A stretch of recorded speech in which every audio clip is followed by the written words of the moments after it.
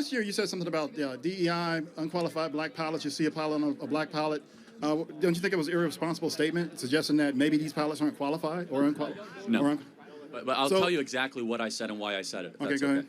I said, the pretext, I went through a whole windup. I said, United Airlines is saying that they want 40% of all their pilots to be people of color or women. We have learned that we have relaxed standards anytime that we try to reach racial quotas. Anytime we reach racial quotas, we relax the standards. Standards for air traffic control, professors, or college admissions. Therefore, when it comes to pilots or surgeons, if I see somebody who is black, as I said on the show, I'm going to hope that that person is qualified. That's what I said, which of course is legitimate, because they're begging the question, we're not hiring based on merit anymore. We're hiring based on race. Now, so when you see a black pilot, you wonder, boy, is that person there because they earned it or because they were placed there? That's what DEI does. It makes you ask questions you otherwise would not ask.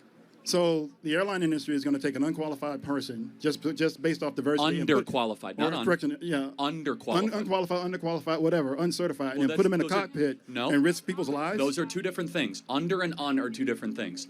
Of course, United Airlines will not take someone off the side of the street and put them into a pilot. But in order to reach a 40% goal, they might cut corners. They might accelerate the process in order to reach a goal. We know this through all sorts of DEI examinations and projects over the last 10 years.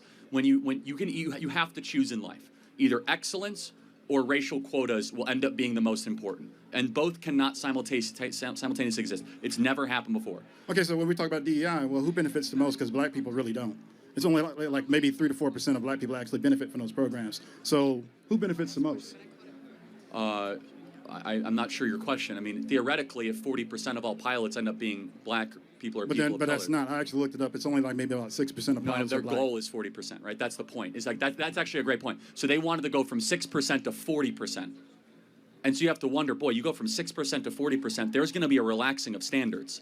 Okay, I guess the way let me see if I can rephrase this. So essentially when you talk about DEI, affirmative action, or anything to that effect. I'm against all of it, yeah. Okay, yeah, and that would be fine. The thing is that now it's actually, referenced as a slur against, essentially if you see a black person in a position or, minority or whatever, the assumption is that that person is not qualified when literally, and, you have to be qualified in order to even to get in that position. Well, so let's take college admissions.